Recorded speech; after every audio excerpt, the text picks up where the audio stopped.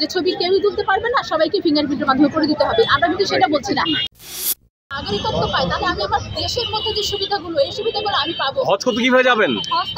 এখানে তো ভাইয়া গরিব মানুষ যারা আছে, যারা হচ্ছে গরিবের জন্য তো হজ ফরজ না। আর যেসব ধনী পদ্মাশীল নারী, পদ্মাশীল নারী, সেটা তো হচ্ছে তারা তাদের আগে তো এই দেশে যখন অধিকারটা পেয়ে যাবে, আমরা তারপরে তো তারা ওইটার জন্য অ্যাপ্লাই করতে পারে। সেক্ষেত্রে তারা যদি না হয়, সেক্ষেত্রে আগে দেশের মধ্যেটা পাক, পরবর্তীতে তারা।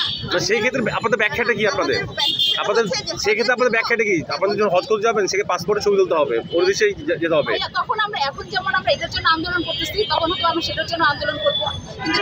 আপনি আন্দোলন দেশের মধ্যে করলেন, সৌদি আরবে কিভাবে যাবেন? সেটাই তো বললাম ভাই, আমরা যখন এটার আন্দোলন যদি আমরা আমাদের পক্ষে রায় আসে, তখন আমরা সেটার জন্য আন্দোলন করবো। আল্লাহ পাক তো চাইলে সবই আমাদেরকে দিতে পারেন। মানে বিষয়টা হচ্ছে যে হজের জন্য যে ছবি তোলা, এটা তো সারা বিশ্বে যে ছবি তোলে আপনার যে আইডেন্টি কার্ড, পাসপোর্ট করা হয়, মুসলিম অনেক দেশেই তো এটা কাজ করা হয়, তাহলে কি তারা ভুল পথে আছে? না, সব দেশই। আমার কথা হচ্ছে যে ওই কিছু দেশ আছে, খ্রিস্টানদের মধ্যে কিছু দল আছে যে অ্যামিশ, এবং কিছু দল আছে যারা কিনা ছবি তুলতে চায় না, এবং আমেরিকান সরকার কিন্তু সেটাকে বাধ্যতামূলক করে দিয়েছে, তাদেরকে ছবিবিহীনই তাদেরকে নাগরিকত্ব দিয়ে দিয়েছে। এখন যদি মনে করে যে, আমরা কিন্তু বলিনি যে ছবি ছাড়া সবাইকেই বাধ্যতামূলক করে দিতে হবে, যে ছবি কেউই তুলতে পারবে না, সবাইকে ফিঙ্গারপ্রিন্টের মাধ্যমে করে দিতে হবে। আমরা কিন্তু সেটা বলছি না।